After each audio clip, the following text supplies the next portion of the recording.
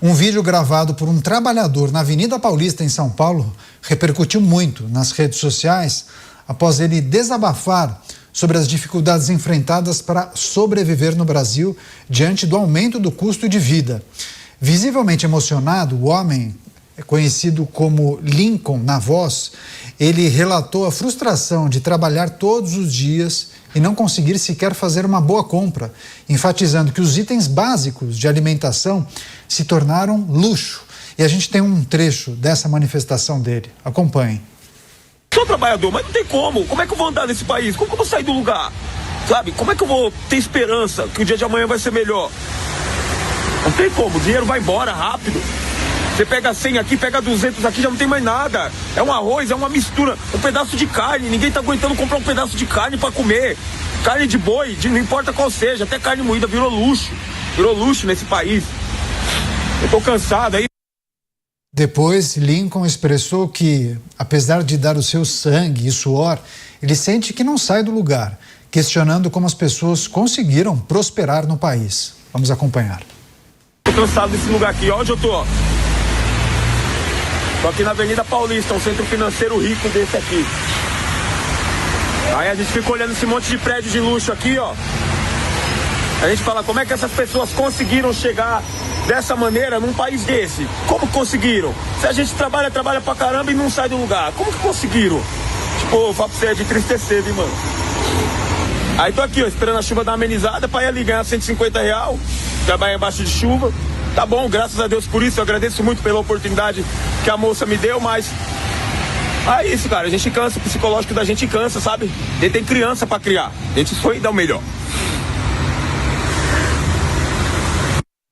E esse vídeo foi amplamente compartilhado em várias redes sociais, muitas plataformas digitais, e já possui milhões de visualizações em apenas um dia.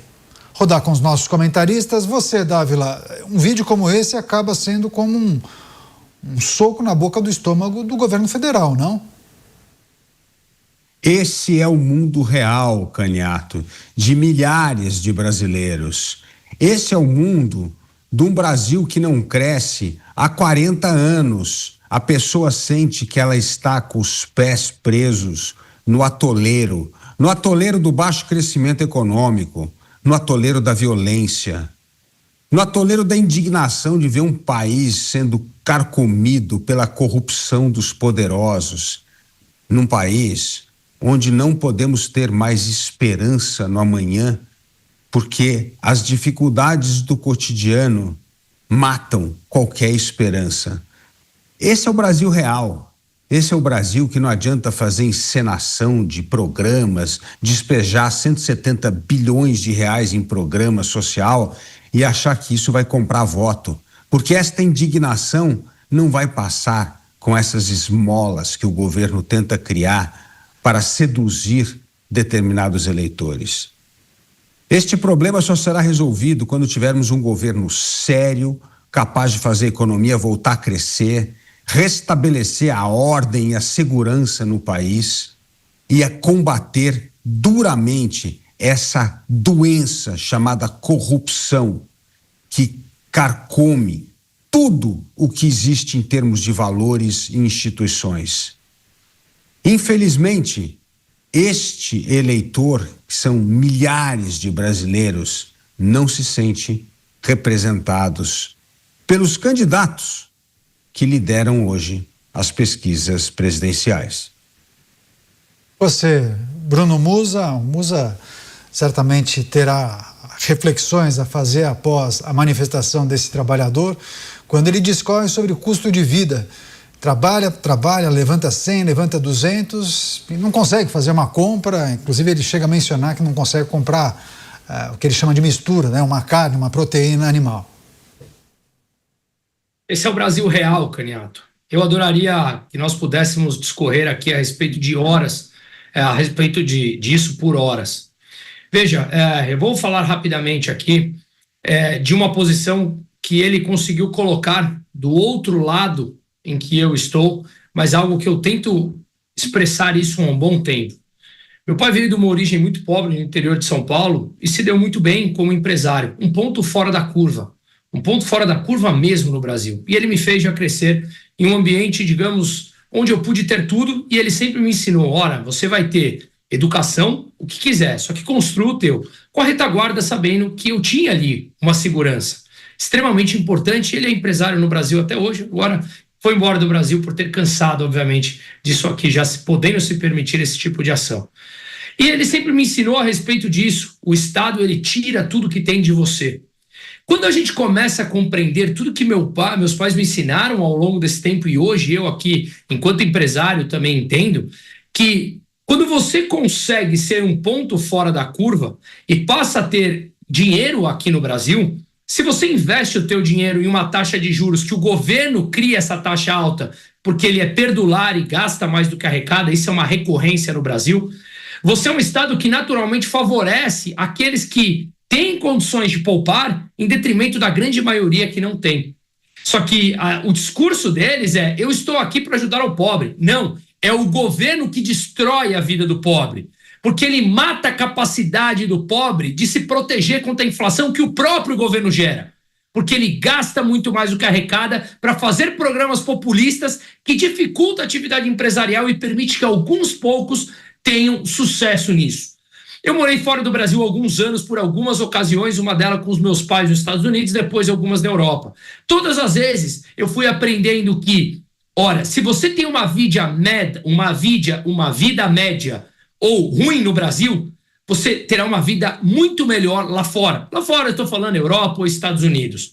Se você tem dinheiro aqui e você consegue comprar aquilo que a segurança permite que você compre, a tua vida pode ser boa, com alguns problemas, como dos impostos, como da violência, mas você se blinda, você se protege. Mas nós somos 0,1% da população brasileira. Isso não é um país sério. Isso é um país destruído por uma mentalidade torta, de um governo completamente perdulário, repito essa frase, que gasta o dinheiro que tem e o que não tem, só que ele gasta o dinheiro dos outros, especialmente dos mais pobres. Então, essa pessoa que muito bem se colocou nas redes sociais, que provavelmente algumas oportunidades aparecerão para ele por isso, porque ele se expressou de forma genuína, colocou para fora, ele colocou exatamente, de uma maneira nua e crua, essa sensibilidade que eu estou tentando trazer do campo econômico e político aqui.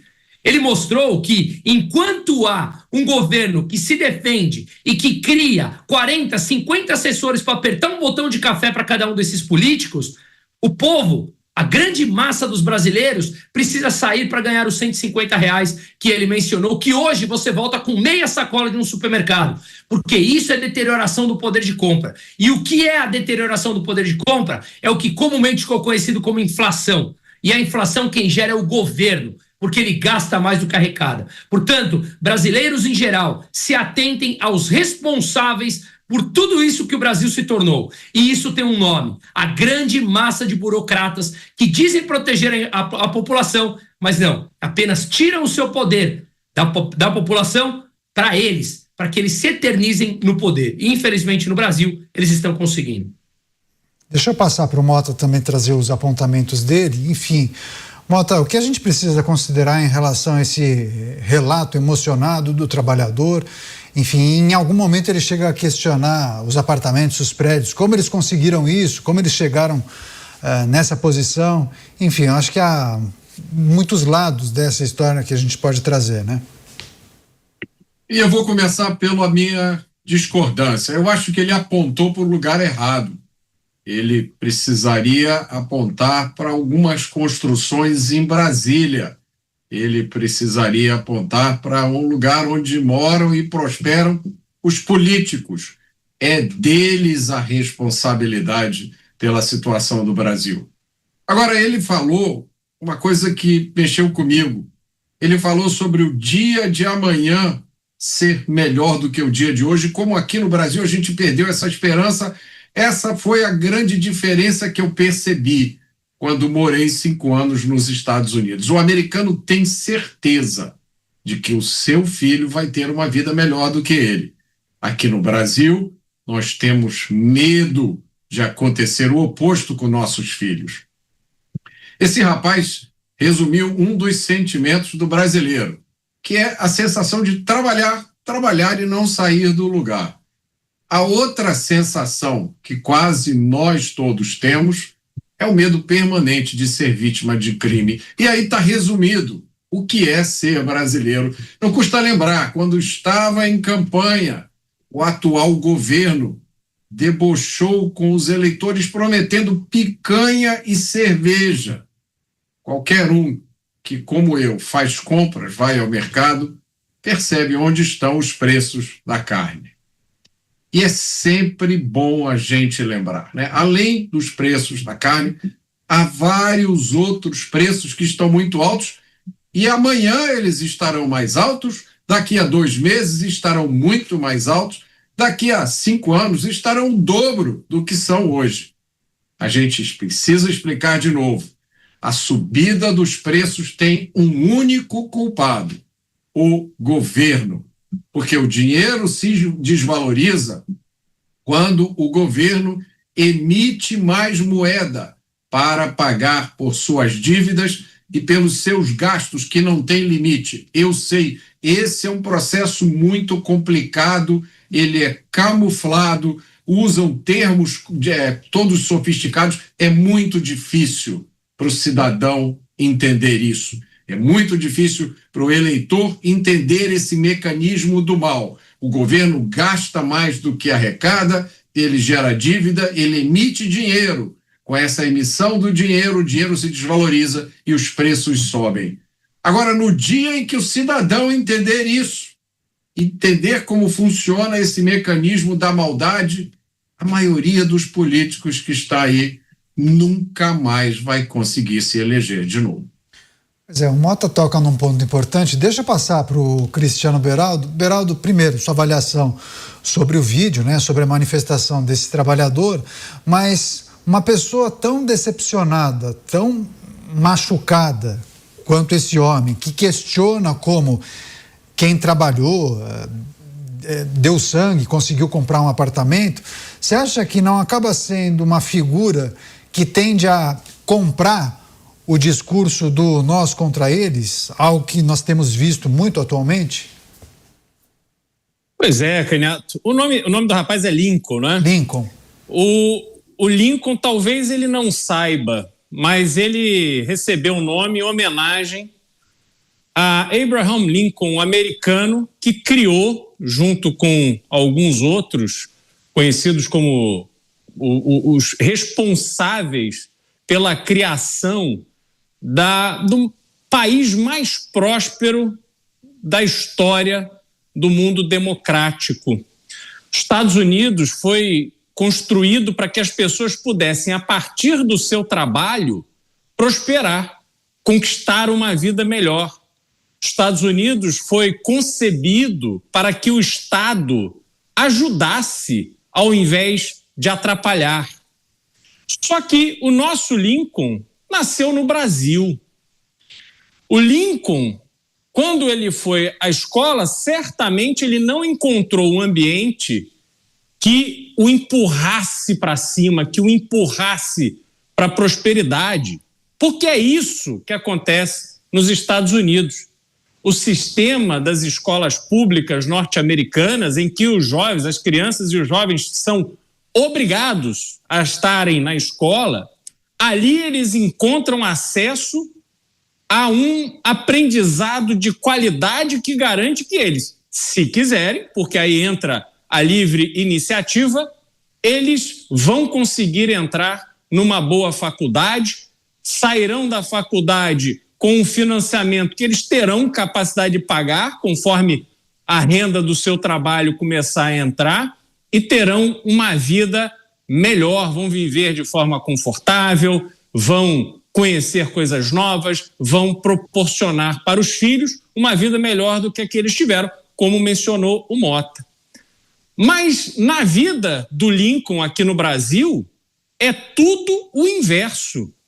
O Lincoln a gente pode multiplicar por 10, por 100, por 1000, por milhões, porque são milhões de Lincolns que foram deixados pelo Fernando Haddad na inadimplência, na incapacidade de conseguirem bancar as despesas de casa e pagar as suas obrigações financeiras. São 80 milhões de brasileiros inadimplentes graças a uma política econômica de um sujeito arrogante que acha que com esse histórico terá condições de disputar o governo de São Paulo, o estado mais organizado, o estado que tem a economia mais forte, as indústrias, o agro. Então, esse é o nível de concepção da impunidade dos responsáveis pela realidade do Lincoln. Eles acham que fazem o que querem e a população não liga. E aí entra esse problema, Canhato. Veja só, talvez esta fala do Lincoln de olhar, e que ele tem razão, há um abismo no Brasil cada vez maior entre o rico e o pobre.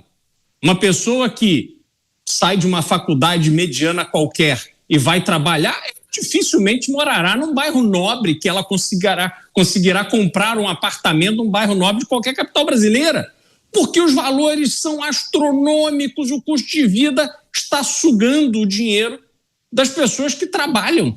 Então, quando ele olha e vê carros que ele não vai conseguir comprar, apartamentos onde ele não conseguirá viver, restaurantes onde ele não conseguirá frequentar, pessoas vestindo roupas, relógios, tênis, sapatos que ele não consegue comprar, é o que gera um sentimento de revolta.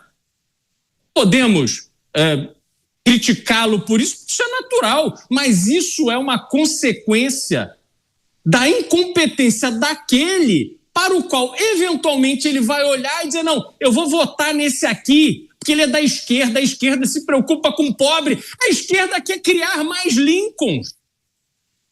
Então, veja como no Brasil a ignorância gera, inclusive, a manutenção desses malfeitores que criaram este Brasil inviável, criaram este Brasil em que os Lincolns estão pelas ruas chorando de desespero.